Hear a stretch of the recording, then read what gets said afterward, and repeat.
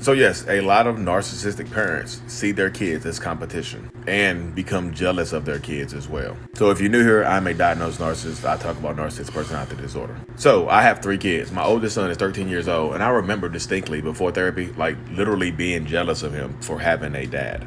And I'm his dad because I grew up with a, pretty much non-existent father. Like, aren't you lucky to have a dad teaching you all this stuff about life? Look at you. And I'm his dad. How weird is that, y'all? It's weird, ain't it? But a lot of times you see narcissistic mothers keep holding their daughters back. You see narcissistic fathers holding their sons back and things like that. So a lot of times, no matter what you do, it'll never be enough to satisfy your narcissistic parent that's in competition with you. Hey, dad, I got a 93 on my test. That's an A. What happened to the other 7 points? You could have had an A plus. Narcissistic parents will belittle you, will hold you back, will keep you from accomplishing your goals because that would mean that you go farther in life than they did. Jealousy runs rampant with narcissistic parents. What is going on, beautiful people? Welcome to another episode of A Narcissist Explains.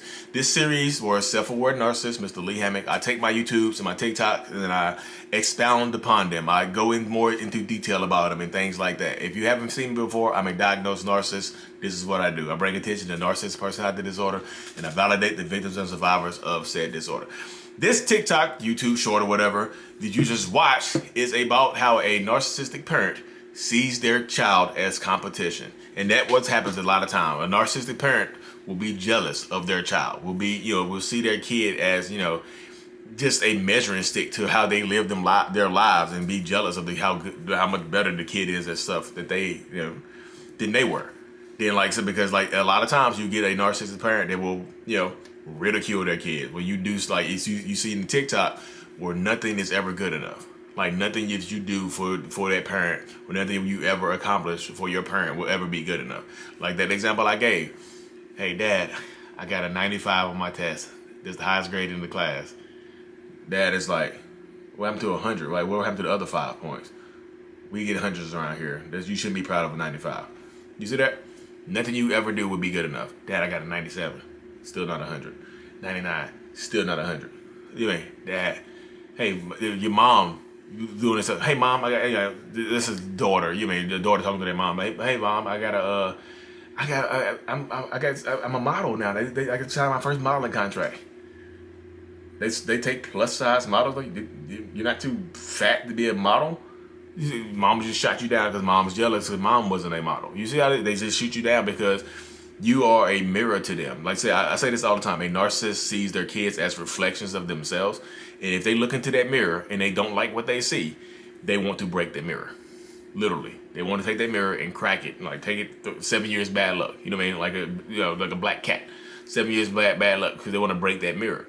Because you hold it, pretty much a kid holds up a mirror to that narcissist. Like, here, this is hey Dad, this is what I've become because of you. And the dad looks in the mirror like, you're better than me. Oh, you make my stomach hurt. You know what I mean? And like I said, in that video I just did, like I said, I remember like distinctly before therapy, like literally feeling jealous of my oldest son because he had a dad growing up. And I am his dad. Make that make sense. I told my therapist that too. And she was like, that's the stuff you have to process with your own, your own daddy issues and things like that. So I had to go through that and process that in therapy. I'm still in therapy because of that type of stuff, but I'm working through it. We working. We working. There's no cure. All you can do is put the work in. You mean? That's the work right there. That's literally the work. You have to put the work in. You just have to work. If you don't work, that's how it goes. You become a bad parent. Like bad toxic parents tend to create bad toxic kids. So I know I see a lot of people online saying, well, the older generation, they stayed together no matter what. No matter what. Your grandma stayed with your grandpa even though he was cheating and had 20 other kids. See, your grandma was strong. But she hated your grandpa and they didn't talk for 20 years. That house was toxic. And they had the heat on 95 every time. Black grandparents, the heat on 95. You know what I mean? But you see how that goes right there? And your mama was raised in that environment. So guess what? Your mama has emotional insecurities. Your mama has issues and stuff they've been through trauma. And guess who she passes it down to? You. Toxic parents tend to make toxic kids. And that's why you have to stop generational curses, because generational curses don't start from me. They could start from me, but they could have started from great-great-grandma or great-great-grandpa. Or, your parents, your mom, your dad. That's why you say you have to put an end to generational curses, because like the kids see you as competition, and it will literally hold you back. If you want to join a sports team or something like that, they'll be too busy to take you to practice. If you want to go to the gym, they'll be too busy to take you to the gym. I'm working. If you want to do something to better yourself, you need help with homework. Yeah, you do it yourself. I did it. I had to do something by myself. I ain't have a dad to help me with homework, and I turned out fine. You should be able to do the same thing. You know what I mean? They tend to hold you back and belittle you and make you feel like you are never enough. And that's a terrible environment to grow up in. In this day and age, I'm telling you, if you're a narcissist with kids, these parents, these kids these days are cutting off their parents at an astonishing rate. Like, it's unbelievable how fast these kids are going no contact with their parents. Because I'm doing my one-on-ones. I told y'all, everybody thinks I'm just talking to people about their boyfriend, girlfriend, husband, wife issues. Nope. It'd be people talking about their mom and dads. Like, I've been in no contact with my mom for 4 years. I've been in no contact with my dad for 9 years. You know, I was no contact with my dad for the last 7 years until he died a terrible death.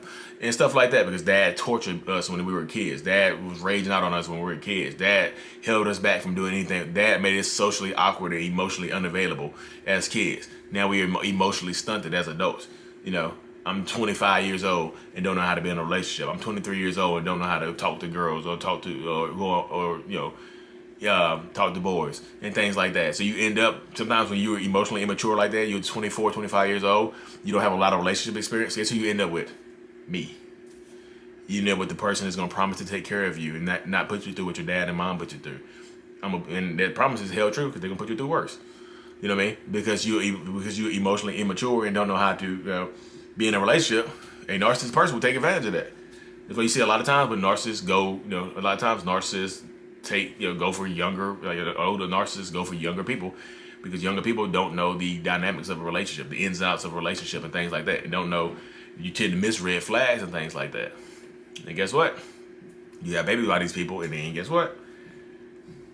You grow up, the kids grow up in a toxic environment. So we have to put an end to these generational curses and these, the manipulation as parents, because parents manipulate kids and stuff like that. Parents use guilt against their kids.